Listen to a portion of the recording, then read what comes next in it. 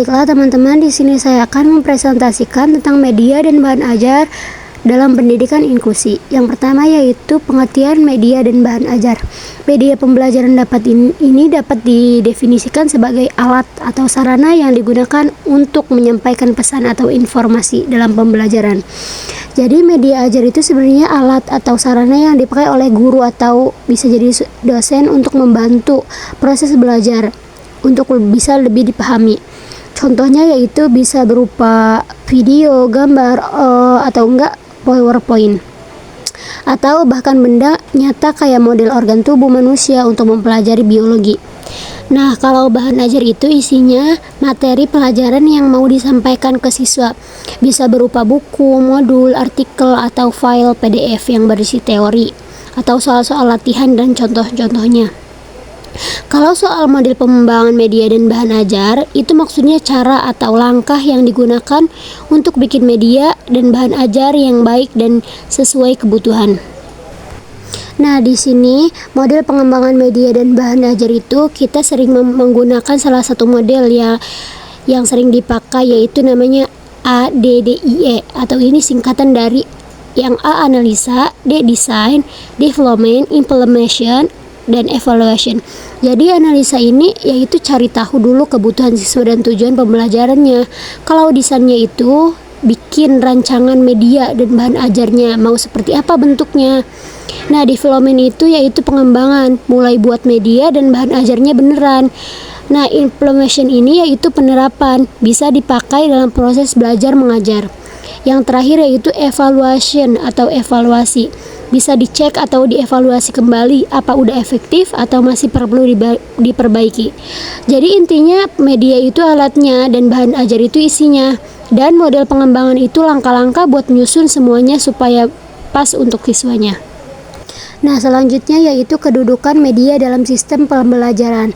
Pembelajaran ini adalah suatu kegiatan sistem dan media itu merupakan bagian dari komponen sistem pembelajaran tersebut. Oleh karena itu, media itu bukan hanya pandang sebagai alat peraga atau alat bantu dalam mengajar bagi guru, dan bukan pula sebagai selingan mengajar, tapi media merupakan bagian yang terpisahkan dari setiap kegiatan pembelajaran. Jadi media dalam sistem pembelajaran itu sama kayak jembatan antara guru dan siswa. Jadi media ini bantu supaya pesan atau materi yang disampaikan itu bisa lebih gampang ditangkap dan dipahami oleh siswanya. Jadi kedudukan media itu sebagai alat bantu guru buat menyampaikan materi dan sebagai perantara supaya pesan yang disampaikan nyampe ke otak siswa dengan jelas, dan juga sebagai pemancing semangat belajar karena belajarnya jadi tidak monoton. Selanjutnya yaitu media dan bahan ajar umum dan khusus. Media pembelajaran adalah segala sesuatu yang digunakan untuk menyampaikan materi, sedangkan bahan ajar adalah segala bahan yang disusun untuk membantu pembelajaran. Jadi, media dan bahan ajar umum itu maksudnya media dan bahan yang sifatnya bisa dipakai buat orang atau di berbagai situasi pembelajaran. Jadi isinya tidak terlalu spesifik ke satu kelompok atau kondisi tertentu. Jadi singkatnya, umum itu untuk semua orang bisa, dan khusus itu dibuat sesuai kebutuhan tertentu dan tidak semua orang cocok.